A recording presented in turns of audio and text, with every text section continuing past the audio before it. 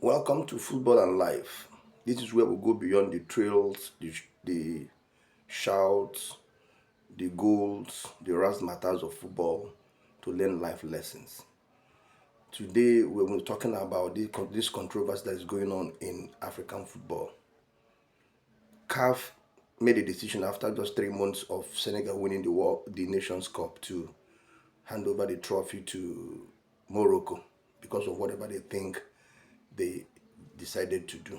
But you can see that temptation that happened to that executive is a trouble one. This thing is generating issues all over Africa and all over the world. People are beginning to, doubt African football and African leadership in football. People are just calling for the removal of the CAF president. Now, I want you to pay attention to what I'm going to talk about here. There are things to learn from what is going on, and if it happens to you, you should be able to learn one or two lessons. First of all, life is not by force. You must not win by force. You must find a way to win and win fair. If you want to force it, people will shout. People will see and shout. If you look very well, people have begun to bring records of what happened in the first in 1970, I think it's 76, when Morocco won. They say Morocco won a Nations Cup. Actually, what happened at that time, people are bringing it back to prove that Morocco didn't win. If this will stand, against Guinea, that one will stand too. So you can see that issues are coming up. So one of the lessons we need to learn that you must not win by force.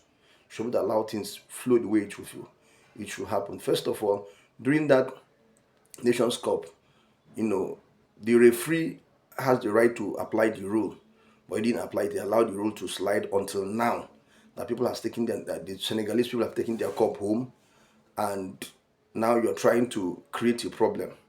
I even saw a video where the Senegalese took the trophy to their army cantonment and told them to come and collect it from there, which is not possible. So I know that things are happening. Now, the second thing is that when you confront certain issues, that is difficult, you burn your hands, especially when that certain issues you are confronting didn't start right or is not right. It's difficult for you to win that. This thing that just happened is creating serious issue in African football and the world football. In fact, from what I'm hearing of what I've seen online, a lot of people are calling for the resignation of the CAF president and are calling for another candidate to take over.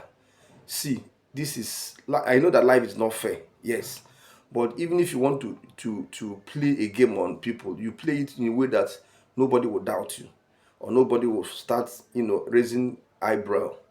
Like I said earlier, if Morocco wanted to play a fast one, or CAF executive wanted to play a fast one, that day, they should have been able to apply that rules, and it will go. So I want you to be very careful in life. Stop struggling for what is not your own. Stop trying to win everything. Like I used to say, every video I do, I show you a book. I am going back to that book, Slaying the Giant. I'm going to show you something. There's what we call the how to deal with your temptation. If a temptation comes to you, you consider one or two things before you take that decision. CAF people didn't consider what is going to come out, the after effect of what they will do. They didn't know it's going to come this way. This is too much. I don't know how they're going to handle it. They are trying. If this thing happens, they're going to scatter CAF football, African football. They're going to scatter it. How will Morocco decide that if they didn't give them that trophy, they won't host the Women Nations Cup? And as soon as the announcements were made, they said, let's go ahead with. Initially, they said they're not hosting the Women Nations Cup. But as soon as that announcement was made, they now said, let's go ahead, to host the Nations Cup. What is playing out? Even if they felt they've spent so much money in hosting African tournaments, they built one of the best stadiums in Africa, they have invested so much money and they want it back.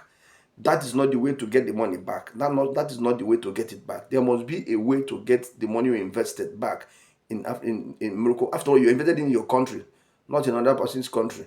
And if you say you are not hosting, nobody will die, another person will host. So in my candid opinion, I am saying that we mustn't force our way out or our way through in life. You must be able to know how to handle temptations when they come to you. This is a big temptation to CAF president and CAF executive committee, and they didn't consider what is going to come out, and they jumped into it. And look at what is going on right now. I want you to comment, like, subscribe for this channel, and tell me what is your opinion too.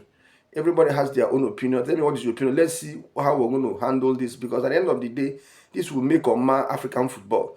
The World Cup is coming. A lot of this is happening, and a lot of people have spoken. A lot of African legends have spoken concerning this. Eto'o has spoken his own.